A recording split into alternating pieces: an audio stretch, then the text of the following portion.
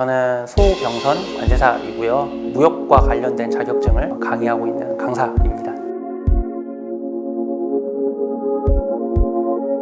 강사로서 느낄 수 있는 희열들이 좀 있어요. 항상 강조하는 부분이 뭐냐면 간결해야 돼요.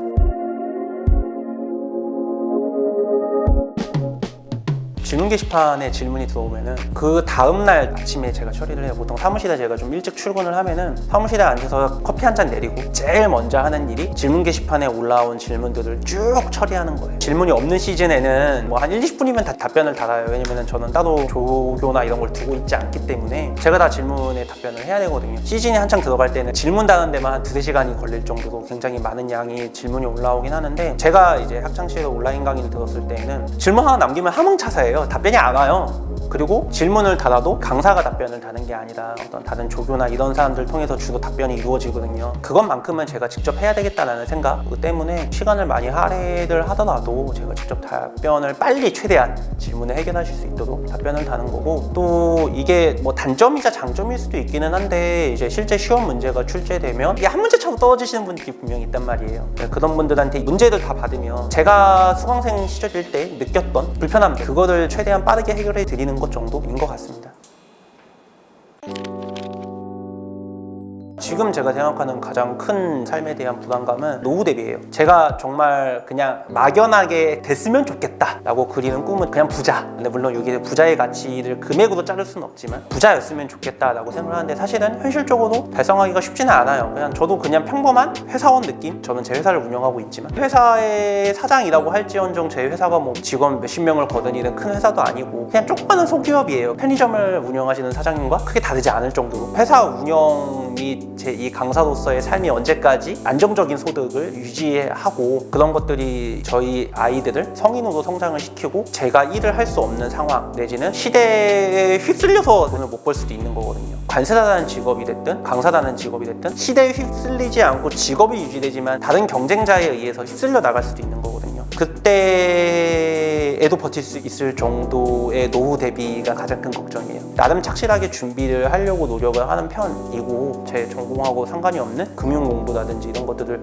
조금씩 하고 있는 편이고요. 가장 큰 맥락상의 고민이고 걱정이죠.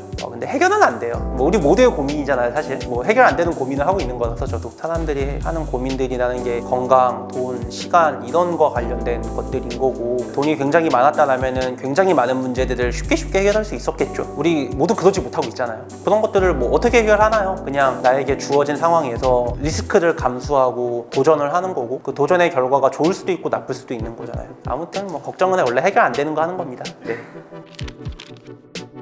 설명이 쉬워야죠. 돈을 내시고 강의를 들으시는 거잖아요. 그러면 듣는 사람 입장에서는 이해가 되어야죠.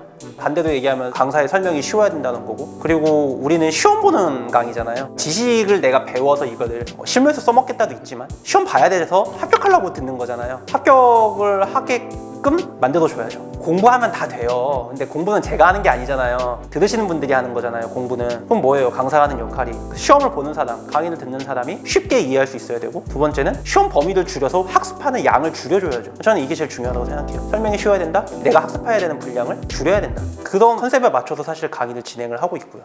수험생에게 해주고 싶은 말씀.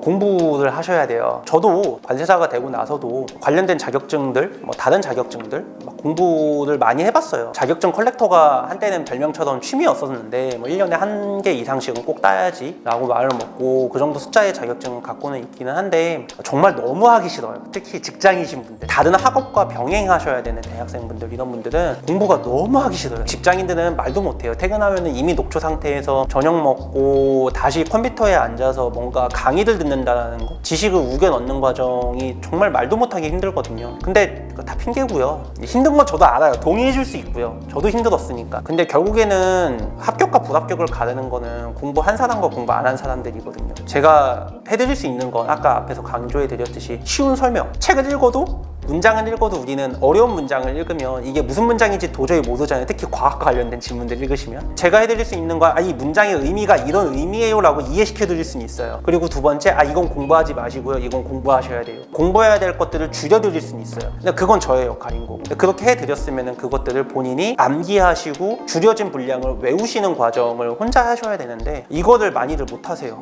뭐 운이 안 좋았어, 뭐 이번에 한 개만 더 맞았으면, 저는 다 솔직히 말하면 좀 독설이긴 한데 이러면은 동갑 못 받나? 공부를 안 하신 거예요. 그냥 저는 그렇게 많이 강조드리거든요. 공부를 하셨으면 좋겠어요. 강사료로서 지불하는 거, 여러분들이 투자하는 시간, 인강을 들으시든 혼자 공부하시든 책값도 들 것이고, 시험을 보시는 응시료도 들 것이고, 시험장에 가시는 교통비며 이런 것들이 어마어마한 많은 자원들이 투입이 되는 거거든요. 자원이 투입되었을 때 결과물은 합격이라는 결과물이 나와야 되는데 그 결과물이 나오지 않는다는 거는 본인이 갖고 있는 많은 자원들을 낭비하신 거라서 그 자원들이 결국엔 낭비되지 않게끔 조금만 더 투자하셨으면, 조금만 더 열심히 해주셨으면 합니다.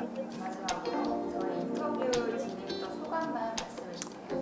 네, 사실 이런 인터뷰 방식은 처음이라 남들 앞에서 이제 대중 앞에서 강의하는 거는 여러 번 해봤는데 신기하네요. 잘 편집될 거다 믿고 있겠습니다. 그냥 보시는 분들이 조금이라도 도움이 되는 지식, 도움이 되는 어떤 정보가 있었으면 싶은 마음입니다.